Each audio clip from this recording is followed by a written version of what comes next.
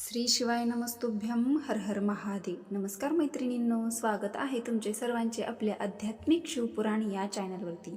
दिवाळी पाडवा पती पत्नीचे नाते घट्ट करणारा असा एक दिवस असतो. त्यामुळे सगळ्या ताईंना दादांना अगदी मी हात जोडून विनंती करते, जे काही रुसवे फुगवे तुमच्यामध्ये असतील नसतील तर चांगलीच गोष्ट, पण असतील तर ते सगळं विसरून आपल्याला दिवाळी पाडवा चा सण जो आहे तो अगदी आनंदाने साजरी करायचा आहे.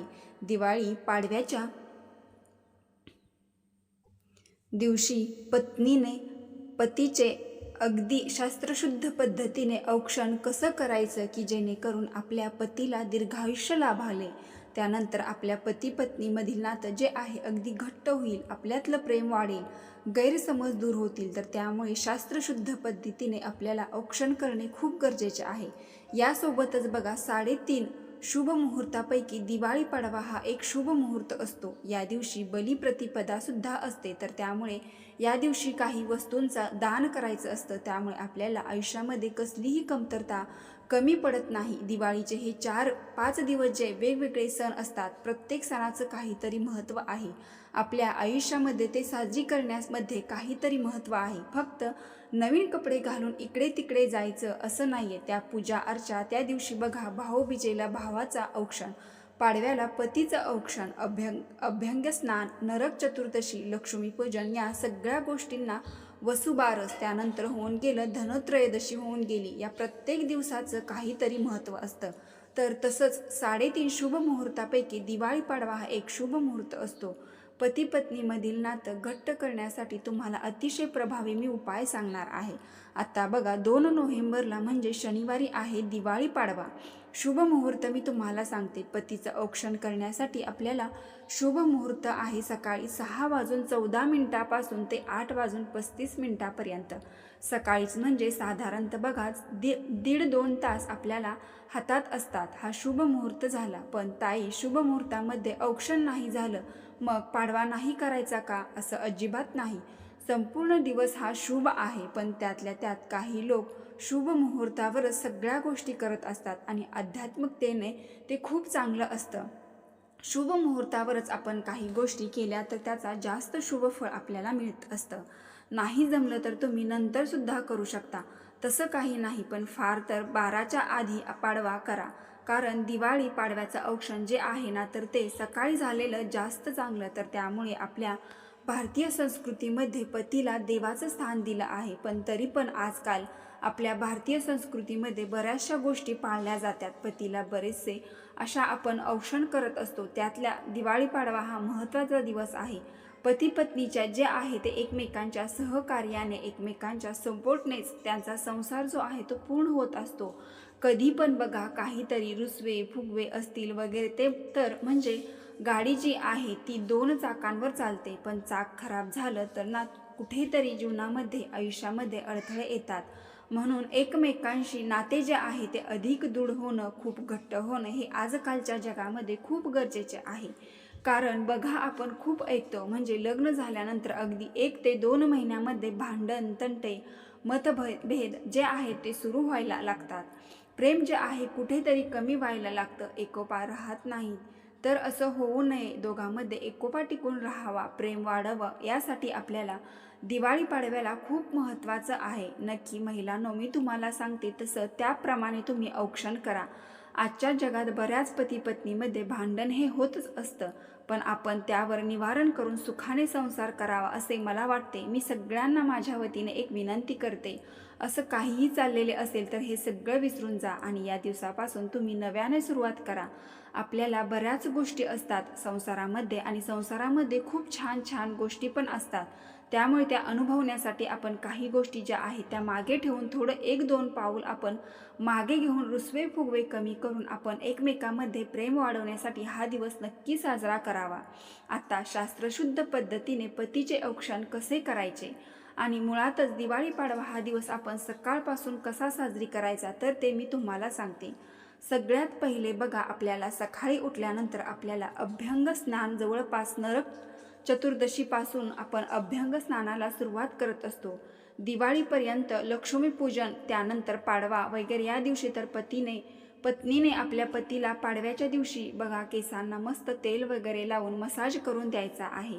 या दिवशी जे तेल असतात ते बघा, मी सुद्धा ज्या गोष्टी मी तुम्हाला सांगते त्यातल्या मी जवळपास जमतील त्या सगळ्या गोष्टी मी करत असते. या ठिकाणी अभ्यंग स्नान तेल आहे, जे तेल आहे ते आणा असं म्हणत नाही, पण तुमच्याकडे जे काही तेल असेल त्या तेलाने तुम्ही तुमच्या पतीच्या थोडंसं फार डोक्याला व त्यांच्या हाताला वगैरे लावून त्या तेलाने थोडा मसाज करा. वर्षभर बघा आपल्याला नाही वेळ मिळत एकमेकांसाठी, आपण जॉब करतो, तर त्यामुळे काय होते कुठेतरी एकमेकांना आपण ज्या गोष्टी करायला पाहिजे कधीतरी छान वाटतं, तर त्यामुळे बघा अभ्यंग तेल जे आहे त्याच्याने आपल्याला डोक्याला तेल लावून द्या. तुम्ही पुरुषांचा तुमच्या मिस्टरांचा अंघोळीच्या वेळेस पंचगव्य लावायचं आहे. तर हे पंचगव्य मी बऱ्याच व्हिडिओमध्ये पंचगव्याचा उपाय सांगितला आहे, पण हे पंचगव्य आहे तरी काय मी आता सविस्तर सांगते.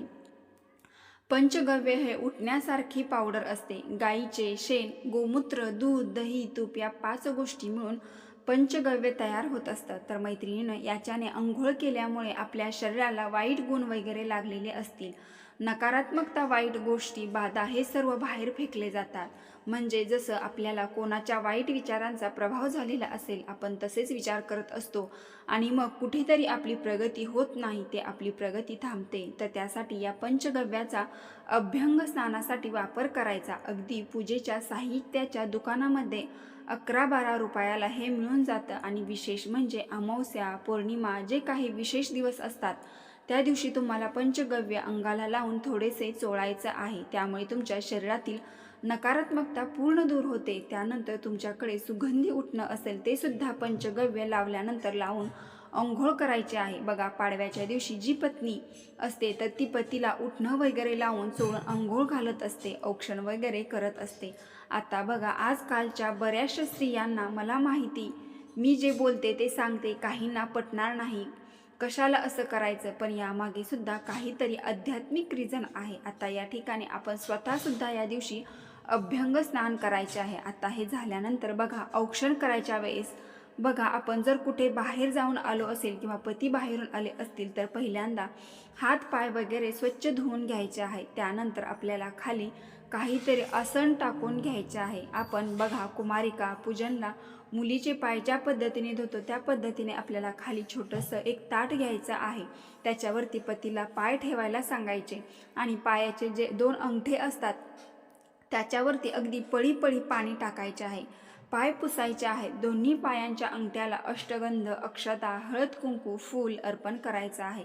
आता हे झाल्यानंतर आपल्याला औक्षण करायचं आहे. त्यासाठी आपल्याला प्रथम पूजेसाठी घ्यायच्या आहेत आणि पूजेच्या ताटामध्ये दिवा, हळद, कुंकू, अक्षता, सुपारी, फूल, सोन्याचे एखादे काहीतरी नाणं, कारण सोन्याचं नाणं हे आपल्या अंगाला स्पर्श झाले पाहिजे, काही एखादा गोड पदार्थ आणि सर्वात महत्त्वाचा कणकेचा दिवा. आपण यमदीपदान ज्या पद्धतीने कणकेचा दिवा बनवला होता त्याच पद्धतीने गव्हाचे पीठ घेऊन त्यामध्ये मीठ टाकायचे नाही, अगदी थोडीशी हळद आणि काळी तीळ टाकायचे आहेत आणि त्याच्यापासून तुम्हाला एक छोटासा कणकेचा दिवा बनवायचा आहे आणि बाजूला 2 मुठे एवढे साहित्य आपल्याला औक्षणाच्या ताटामध्ये लागणार आहे. तर या ठिकाणी महिलांनी सुद्धा डायरेक्ट औक्षण करताना फरशीवरून करू नका, काहीतरी असं खाली आसन घ्यायचं हवे.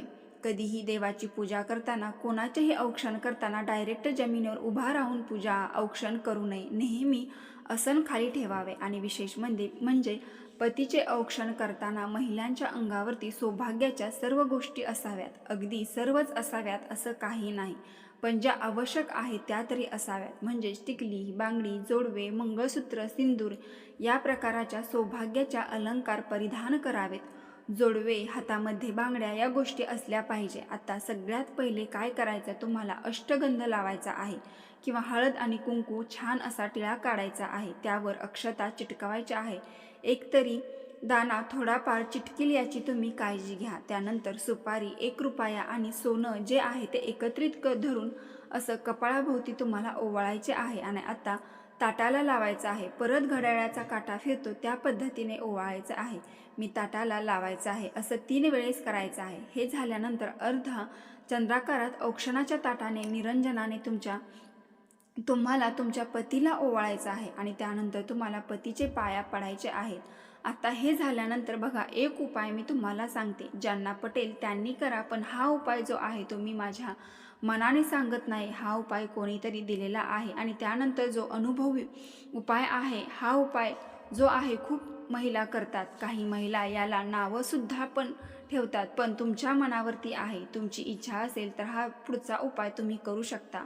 आपण पतीचे पाय धुतले, ते औक्षणाच्या आधी मी तुम्हाला सांगितलं, पळी पाणी टाकून आपण जे अगदी 2-4 थेंब पाणी पडेल असेल ते फक्त तुम्हाला थोडेसे जिभेला लावायचं आहे. त्याला चरणतीर्थ म्हणतात. आपल्या पतीचं चरणतीर्थ जे आहे ते तुम्हाला अगदी जिभेला तुम्ही 1 थेंब जरी लावला तरी सुद्धा चालेल. तुम्हाला परत सांगते, तुम्हाला हा उपाय पटत असेल तर तुम्ही करू शकता. मी करते, मी स्वतः करते. आपण शिकले सवरलेलं आहोत. कोणी म्हणेल की काय ताई पण सांगता, मी स्वतः करते, कारण काही गोष्टी अनुभव असतात, काही गोष्टी मागे सायंटिफिक रिझनसुद्धा असतं, ज्याचा विश्वास आहे की पती पत्नीमधील नातं निरंतर टिकून राहावे. अगदी खूप भांडण तंटे होतात, त्यातून मुक्तता मिळावी, सुटका व्हावे आणि सुखी संसार व्हावा असं तुम्हाला वाटत असेल तर विश्वासाने आणि श्रद्धेने तुम्हाला हा उपाय करायचा आहे. हे झाले चरणतीर्थ, याला चरणतीर्थ असे म्हणतात. त्यानंतर पतीचे पण एक काम आहे. एवढं सगळं पत्नीने केलं, अभ्यंग स्नान करून दिलं, औक्षण केलं, चरणतीर्थ पिले, पतीने गिफ्ट द्यायचं आहे. तुमच्या यथाशक्तीने तुम्ही ओवाळणीच्या ताटामध्ये 11 रुपये, 21 रुपये काहीही टाका. भले तुम्ही दुसरं काही गिफ्ट देणार पण ताटाला लक्ष्मी म्हणजे पैसा जो आहे तो 11 रुपये, 21 रुपये तुमच्या यथाशक्तीने तुम्हाला ताटामध्ये ठेवायचा आहे. आणि त्यानंतर बघा, कोणी साडी देतं, कोणी दागिने देतं, कोणी परफ्यूम देतं, कोणी काय काय वस्तू देतं. त्यामुळे तुम्ही अशा प्रकारचे गिफ्ट द्यायचं आहे. तर बघा, हा जो उपाय मी तुम्हाला सांगितला आहे, यामुळे तुमच्या घरामध्ये भांडण, कटकटी होत नाहीत. गैरसमज काही असतील तर ते दूर होतात. आणि पती परमेश्वर असतो. किती पण आजकाल माना किंवा नका मानू, पती जो आहे तो परमेश्वर असतो. आणि भांडण झालं तरी दोघांना एकमेकांची कधीतरी गरज पडते. म्हणून दिवाळी पाडव्याचा दिवस अतिशय शुभ असतो. आपल्या हिंदू धर्मामध्ये प्रत्येक सणवार हा साजरा केला जातो. त्याच पद्धतीने पाडवासुद्धा अतिशय महत्त्वाचा सण आहे. पती पत्नीच्या नात्यामध्ये प्रेमाचा, उत्सवाचा आणि दिवस आहे.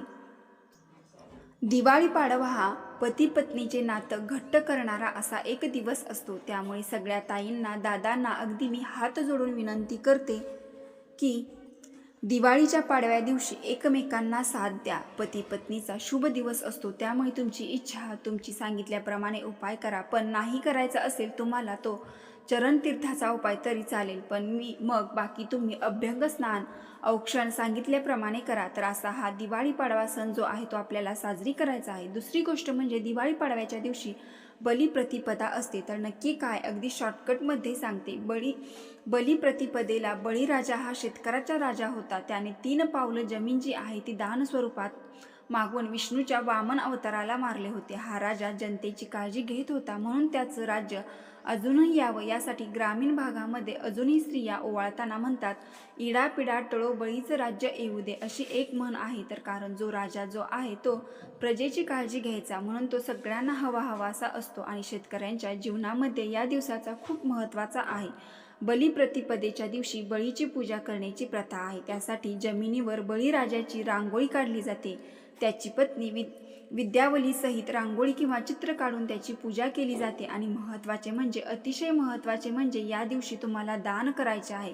सतपत्री दान करायचे आहे. सतपत्री म्हणजे काय, ज्याला गरज आहे त्याला दान करा. कोणाला तरी दान करायला सांगितले म्हणून काहीही द्यायचे तर असे करू नका. ज्याला गरज आहे त्याला त्या वस्तू आपण काहीतरी दिल्याच त्याला काहीतरी उपयोग झाल्याने तो सतपत्री दान होतं आणि त्याचं फळ आपल्याला लवकर मिळतं. या ठिकाणी दान तुम्ही तुमच्या यथाशक्तीने काहीही करा. या ठिकाणी वस्त्रदान करण्याला खरं तर जास्त महत्त्व आहे.